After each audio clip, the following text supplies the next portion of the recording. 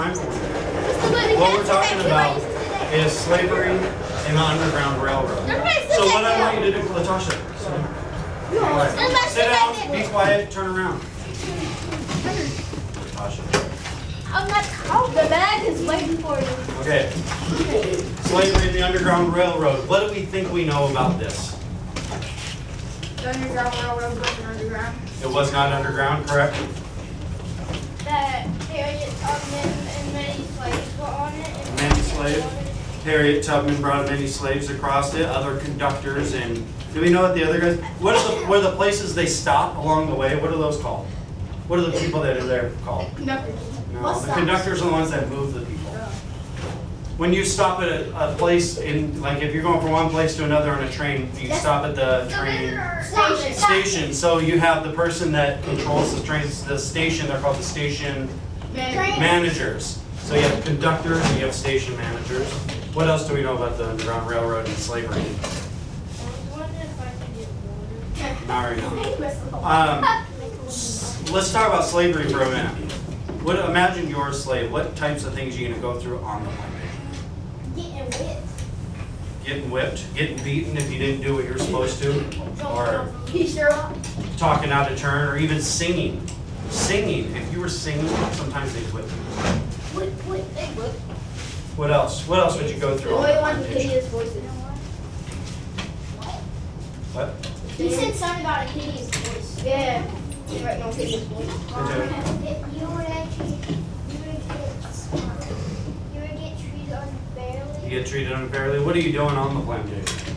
You're farming. Farming, Working, working. What else? What kind of work do you do other than farming? plowing, and Plowing. putting the tobacco seeds. Cutting down Planting, trees, cooking. cooking, cleaning, Threading. washing dresses and clothes. Housework. You're picking cotton, tobacco, whatever the crop is. Okay, imagine you're headed down the Underground Railroad. You're with a conductor. What are you traveling on? A horse. Horse and carriage. You got a horse and carriage full of maybe potatoes or something. You're hiding underneath them. How else can you travel? Nikos? One sec. What do you mean? Ms. Beth said, has anyone moved Desiree's pencil box that was on her table? Anybody see Desiree's right anyone here. move? No, Desiree hasn't been here about 2 days. Hopefully she moved. I think she moved. All right. So what's another way you can travel other than horse and buggy on the Underground Railroad? Foot. By foot. It's hundreds of miles.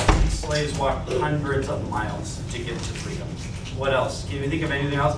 Even things we haven't seen. What else do you think you can travel? Dogs. Dogs are usually the ones hunting for you. Horses. If you're in Alaska, you could do the Iditarod. Husky. Horses. Horses, maybe you're just riding horseback. Donkeys. Hey, donkeys. Sliding. So you can slide down the belly. Yeah. You probably wouldn't unless you're in Antarctica, but I like the idea. I like where you're going with that. Getting outside of the box. Yeah, it's something, Brianna. Boxes. Boxes. That brings me into my next point. There was a young boy back in the day during slave times, and he was called Henry Fox Brown. Henry, this is a book that I chose that I want to read to you guys because I think it has some really good insights. It actually follows a true slave story, so you can hear and see how one slave gets from slavery through the Underground Railroad to freedom. So this book's called Henry's Freedom Box. Wait, what was his full name? Henry Brown. Before I get started, I did want to read you part of the author's note because it had some good information in it.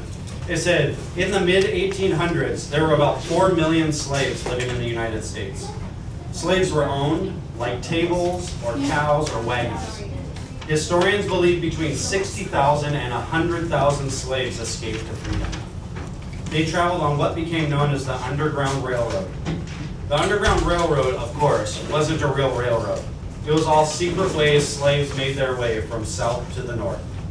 The fugitives hid in carts, rode on horseback, walked hundreds of miles through forests and swamps, and crossed flowing rivers in the summer and ice-bound rivers in the winter. They traveled any way they could to reach freedom. Conductors and station managers hid them and helped them throughout their journey. This is Henry Brown's journey. What do they call him? Henry Yeah. Boxton. Henry Brown wasn't sure how old he was. Henry was a slave, and slaves weren't allowed to know their birthdays. Why do you think slaves weren't allowed to know their birthdays? Because they're slaves, they don't have any rights. They don't have any rights. They weren't even treated like human beings. So anything that made them think or feel that they were a human being, they took that away from them.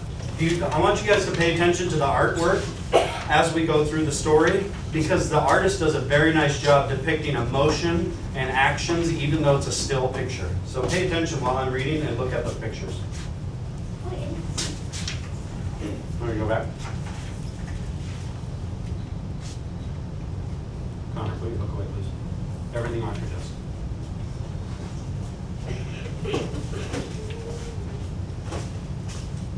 Henry and his brothers and sisters worked in the big house where the master lived. Henry's master had been good to Henry and his family. But Henry's mother knew things could change. Do you see those leaves blowing in the wind? They are torn from the trees, like slave children are torn from their families. What does she mean by they're torn from their families? Jacob? They're taken away. They're taken away. Their families are split up, sold to other masters and plantations.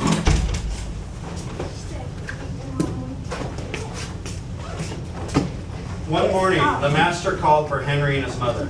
They climbed the wide staircase. The master lay in bed with only his head above the quilt. He was very ill. He beckoned them to come closer. Some slaves